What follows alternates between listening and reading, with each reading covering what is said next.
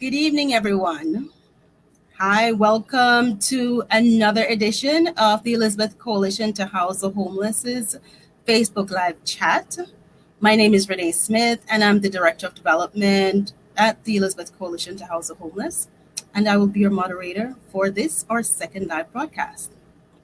As the Director of Development, I'm responsible for the development and implementation of strategic plans to raise funds for our organization. The Elizabeth Coalition serves the homeless and the near homeless in Union County, and we've been doing that for over 40 years, since 1981. We provide housing assistance in the form of rental assistance, transitional housing, permanent housing, and emergency shelter to families in need. We also have a children's program where we provide after-school tutoring and summer enrichment.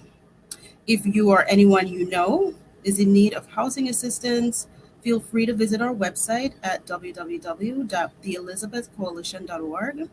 Or if you would like to support our mission with a monthly donation, you can also do that on our website at theelizabethcoalition.org. Today we have an awesome lineup for you. We have three panelists, and we're going to introduce them right now. Our first panelist is Adrian Mapp, and he's the mayor of the city of Plainfield. Welcome. Well, thank you very much. I am Mayor Adrian O'Mapp, mayor of the great city of Plainfield on the western side of Union County. Excellent, excellent. Thank you so much, Mayor Mapp, for being here. We really appreciate you stopping by. Our next panelist is Miss Patricia Williamson, and she is the project director of New Jersey Institute of Social Justice. Welcome, Patricia. Welcome. Thank you very much. Good evening. I am the New Jersey Counts project director for the New Jersey Institute for Social Justice. I'm leading the Institute's work to ensure that there is a complete and accurate count of New Jersey's urban communities in the 2020 census. I'm part of the Census 2020 New Jersey Coalition, and I'm convening a sub-coalition of African-American community-based organizations, nonprofits, and institutions such as clergy. I'd like to mention here a little bit about the Institute. The Institute's mission is to empower New Jersey residents to realize and achieve their full potential. It was established in 1999 and has become well known in the state and the nation for its independent advocacy for systemic reform. We have three pillars of social justice: economic justice, criminal justice reform, and democracy and justice. I work in the democracy and justice pillar, where in addition to my census work, our largest focus is to protect and promote the right to vote. Oh, excellent. Thank you so much. And last but not least is Mr. Jeff Baylor, who is the regional director of the U.S. Census Bureau. Hey, good afternoon. Thank you. Thank you so much for hosting this conversation, and I hope everyone learns a lot. Again, I'm Jeff Baylor, director for the New York region. It's one of 6 regions we have across the country, responsible for all data collection activities related to the census, both the decennial census and the ongoing survey work we conduct throughout the decade.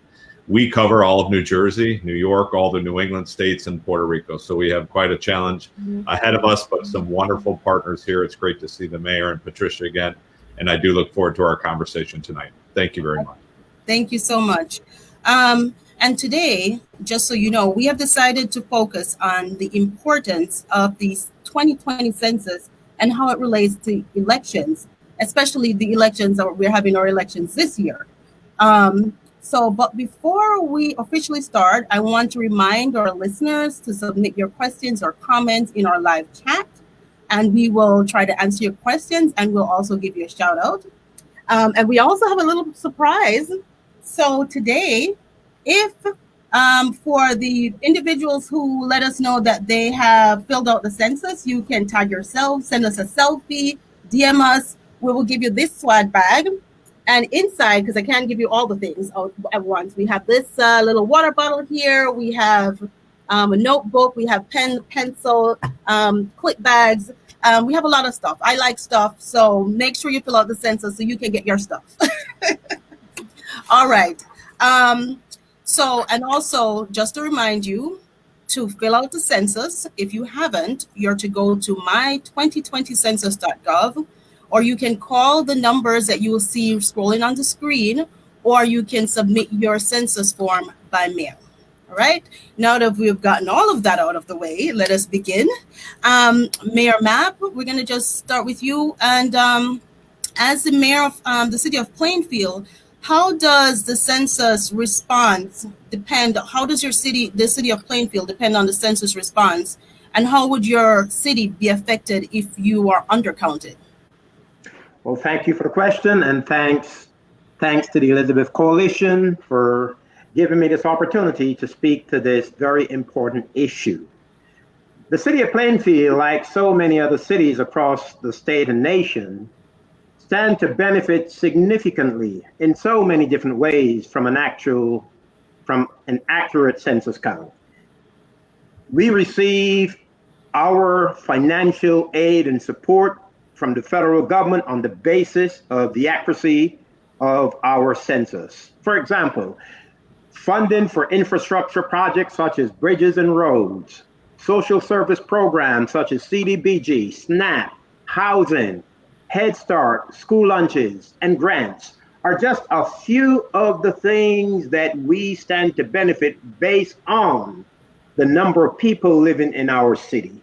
And so I can't stress enough the importance of an accurate census count, because if we don't have the numbers reflecting the actual number of people that are living in our city, we stand to lose a great deal.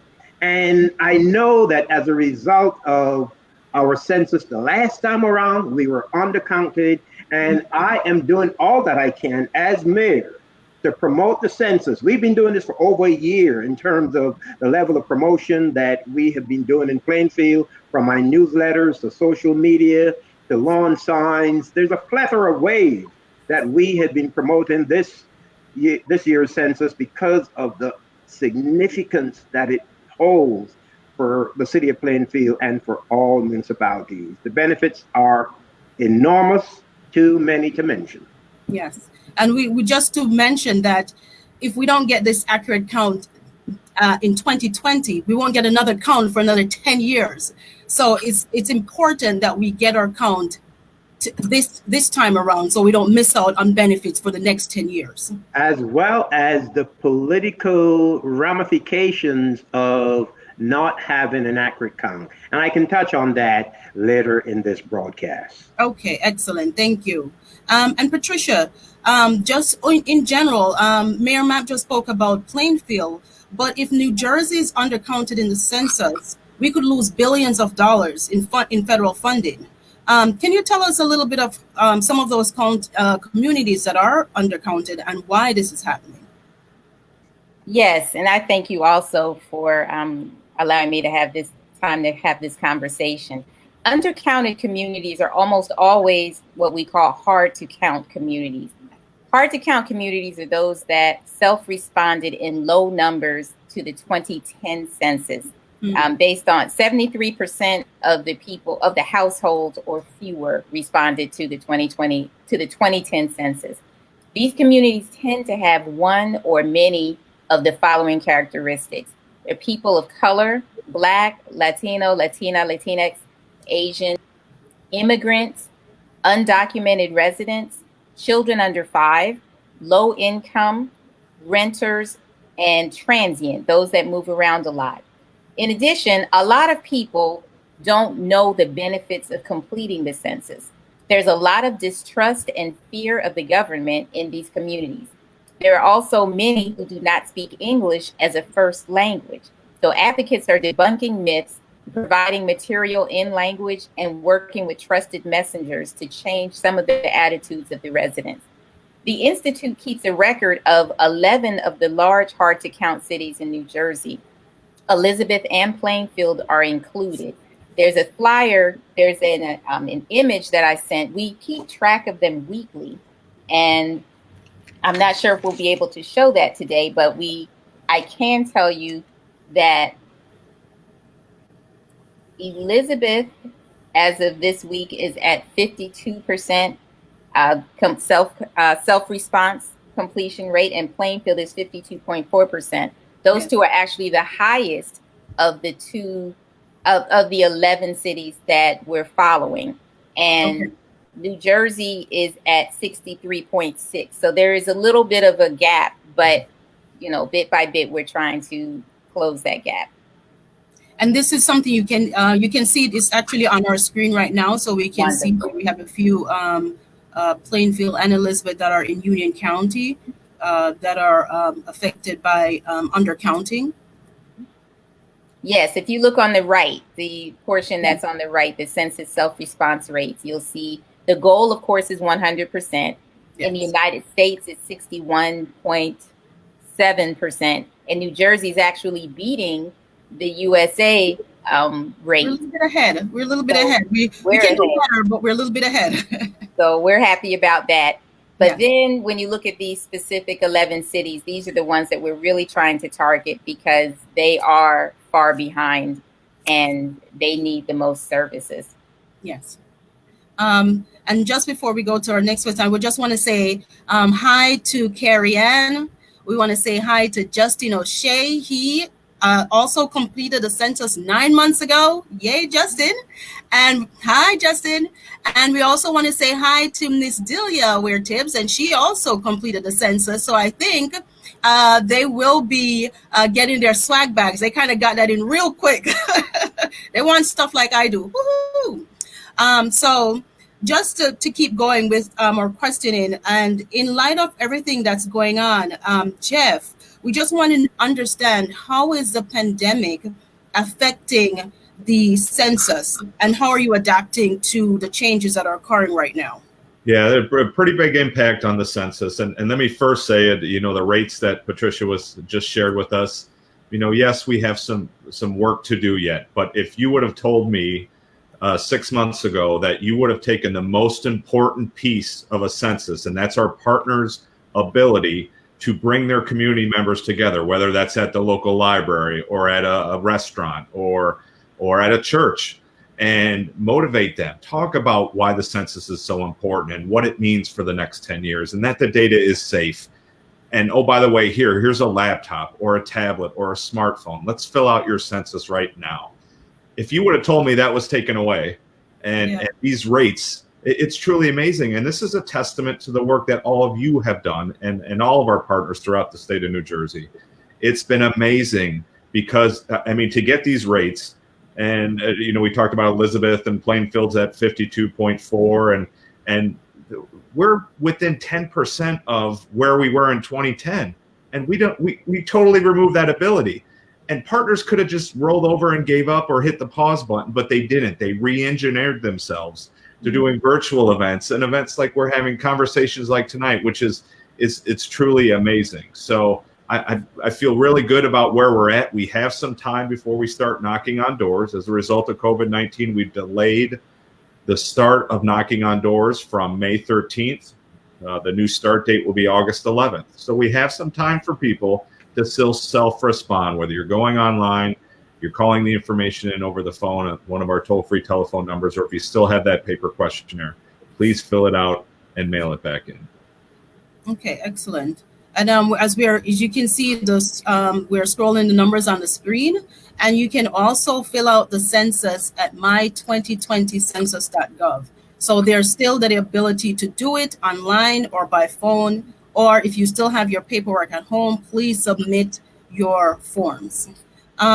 So Mayor Mapp, just going back to initially when you were talking about some of the things that you did in Plainfield because of the importance of the voting and how it connects to the census.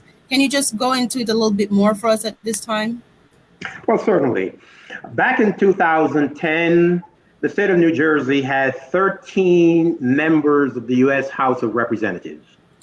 And currently, post the last census, our congressional House of Representative delegation fell from 13 to 12. Now, that could be for one of two reasons. Either people have moved out of the state of New Jersey to other parts of the country, or it could simply mean that New Jersey was severely undercounted.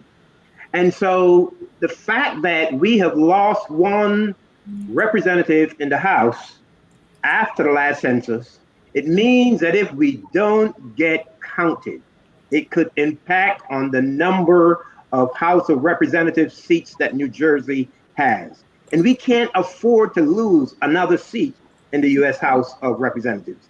And so the way the redistricting will work will depend on the census count, even at the local level, in terms of wards and districts in local elections. That too is impacted by the census. And so if we don't have voices in Washington representing the state of New Jersey and advocating for us, then we're going to get a smaller slice of the pie. So it is important that people understand the connection between the actual numbers that are living not only in our local cities, but across the state of New Jersey, and how that connects to the resources that will come this way as a result of the advocacy of our congressional delegation. We need to wake up and understand there's a direct connection between the aid that we get, the population counts, and the representation that we have in Washington, D.C. Yes, thank you. And Patricia, maybe you can you give us some of the reasons why voting is very important, not just for the primary elections, but it's just as important for the presidential as it is for the primary. And right now, July 7th, we have our primaries coming up. Why is it just so important for the presidential as well as the primary elections? Well, we have several reasons that we should vote. We, first of all, from our civic perspective, it's only been 100 years since women were allowed to vote. And then the Voting Rights Act of 1965 aimed to overcome the barriers at the state and local levels that prevented Blacks from exercising their right to vote as guaranteed by the 15th Amendment. And then the Voting Rights Act of 2013 invalidated a key portion of that act by eliminating pre-clearance in Section 4. So now certain cities are suppressing and restricting that right to vote again. So changes is very important to us. We should vote like our life depends on it, because it really does. Voting changes not only our government at the top, but the way our states, counties, and cities function. We should vote. Primaries separate the stronger candidates from the weaker ones. With fewer people voting, every count carries more weight. Primaries can feature ballot measures that need to be voted on. Primary voters are, generally speaking, older and whiter, quite frankly. They aren't terribly representative of the full voting population. So we need to make sure we get everyone out to vote, as we're asking you to take the census. Voter turnout at primaries helps determine where campaigns and parties will put more or less effort towards the general election. More voting often means more attention and more resources. Right. And even if your favorite candidate loses the primary, if she or he gets a good percentage of the votes, there's a good chance the winning candidate will adopt some of their platform to appeal to the broader group of voters. Every time you vote, it becomes more of a habit. So vote in the primary, because it's one part of being in a participatory democracy. It's your right. Use it. Yes. Excellent. And that is so true. You know, we have to the primaries with our local cities and towns, we have to get involved even at that level and not just wait for the presidential elections. Like, okay, now I'm going to vote.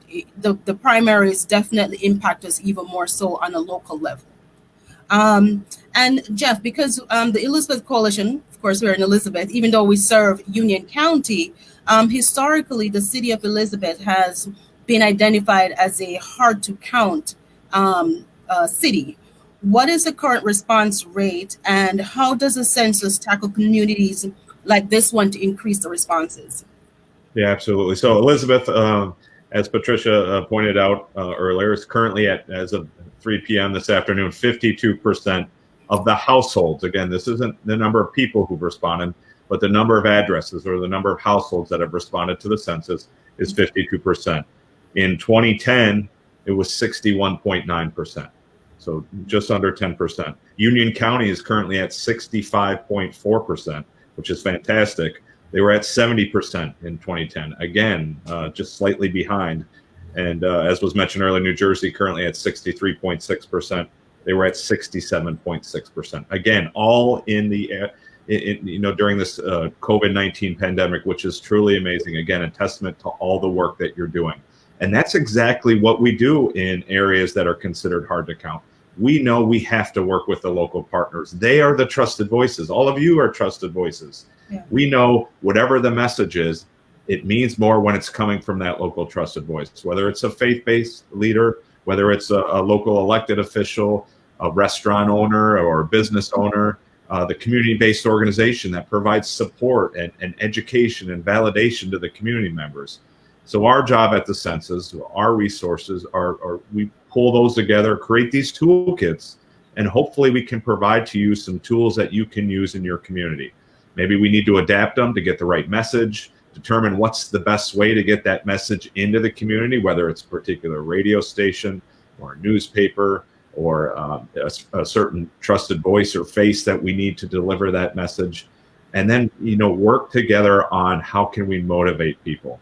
And now that, restrictions are slowly being lifted, we have the ability to provide some resources directly to our partners, whether it's materials. You were showing some swag bag that I think is very cool that you're passing out. We're running low. We're towards the end here, but we still have some materials left that we can certainly send to our partners. We also have printed materials covering a whole variety of different groups, whether it's rural or urban based, whether it's certain races or ethnicities, whether it's college students or those who have retired, veterans, different media that we can share with you. We have a social media toolkit that we would love to share with you. We want to make it as easy as possible for you to cut and paste and put things out there. And then we have people resources, whether it's canvassing a neighborhood and dropping off information on a front door, or whether it's actually our staff with devices that we have that can collect people's information at an event. Maybe it's at a church event or a community-based organization event. Mm-hmm. We're going to food distribution sites now. So these are all things that we want to work directly with our partners because, again, you are the trusted voices. You are the faces of your communities. And I know also for the Elizabeth Coalition, what we have been doing is we've reached out to our partners with pizzerias that are close by that are delivering food. There's a lot of people now they're starting to order, or even for our people working in the hospitals. So we have little stickers that go on the bags or the pizza boxes that say, fill out the census, fill it out here. So we've been trying to do our part as, partnering with the Census Bureau to make sure that we get the message out, because the people that we serve are in that group, in that vulnerable group of people who don't necessarily get served, the homeless who get counted, or who the homeless, children, immigrants, so we are trying to make sure that they understand that filling out the census, one, you have to be counted, it's safe, and it makes a difference. It will make a difference eventually in your life. So definitely, please try to fill out the census. And I think we have a question here from the audience. It says, I don't fully understand how the census count determines our representatives in Congress. Does every state get the same number of representatives? I don't know who would like to take that one. Yeah, I could start. Okay. Mayor, please. No, Jeff, go ahead, Jeff. I was just going to say, yeah. So part of the apportionment counts, when we talk about the apportionment counts, are the counts by state. And we have a finite number of congressional seats, 435 congressional seats that have to be split up. And it's interesting. We have a tool on our website at 2020census.gov where you can see the center of the United States of America based upon population.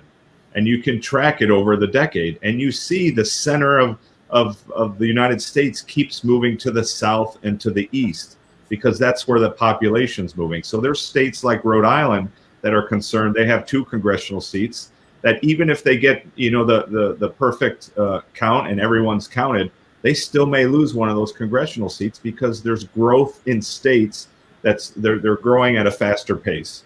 And that's why it's important when key decisions like this are being made. Let's make sure they're being made with the most accurate and complete data possible. The way to do that, as Renee said earlier, we get one opportunity every 10 years. Let's fill out your 2020 census. Okay, excellent. And I know right now in our country, the climate is a little bit fuzzy. How can we use the energy to encourage vulnerable populations to become active in their communities by filling out the census and voting? How can we do that? How can we use this climate now to do that? Well, let me try to take that on. I think that this current climate sends a strong message to all of us about the importance of voting if we are to tear down the institutions of injustice and racism and the structural imbalances that have led us to this point. The environment that you have seen played out on national television for the last 3 weeks. If we are to change some of the things that cause those actions to play out, it means that we need the right people in office in order for us to begin to get rid of the systemic injustices that have been so pervasive all across our country.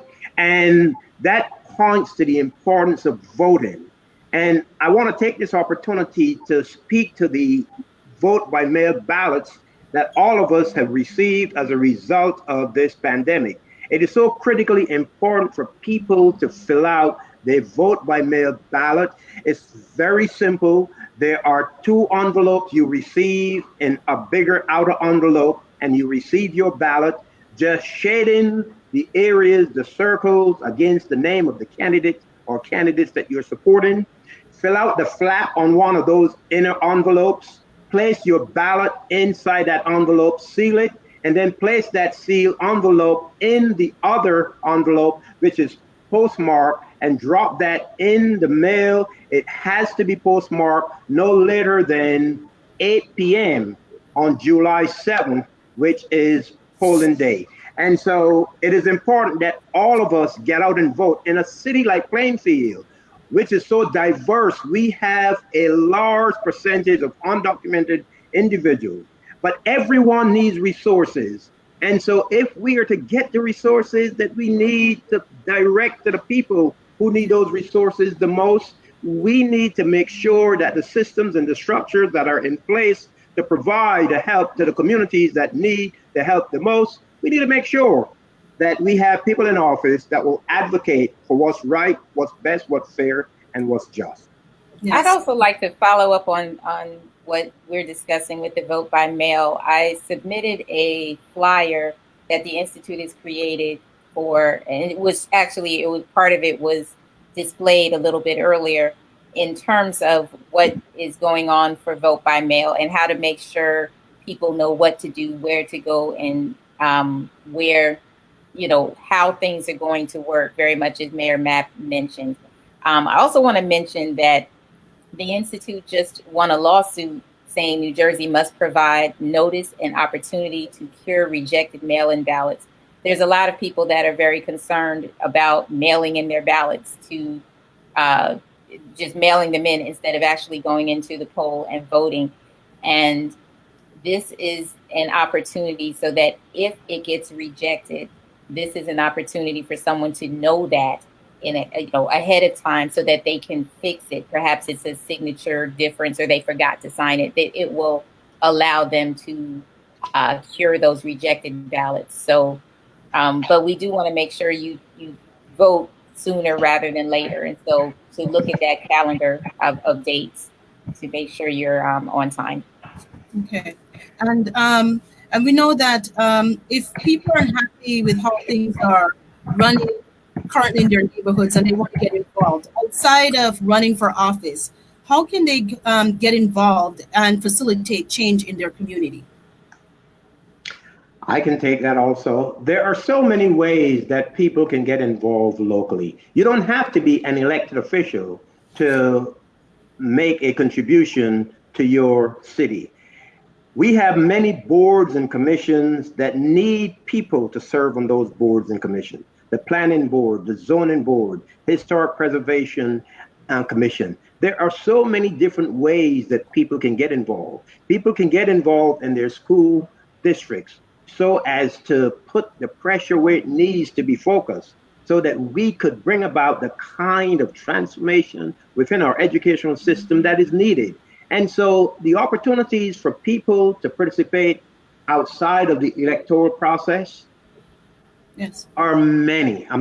They're just countless. And so people should get involved because it is by getting involved that you begin to drive change that will lead to the results that you want to see. Yes. And the Institute has also created a document called 10 Ways to Do Racial Justice Advocacy After You Say Black Lives Matter. And of course, 2 of them are vote and be counted. And the remaining 8, they all begin with advocacy. I know I don't have time to read all of them, but I'll tell you about 3 more. Advocate to urge your legislators to spend your tax dollars on alternatives to policing that serve the community. Advocate for the development of a community-based system of care for youth in your community. Advocate for your state to publicly release COVID-19 related data by race, ethnicity, and gender. These are just some of the many. We have 10 of them, and all of them begin with the word advocate. That means you can get out and make a difference. Yes, indeed.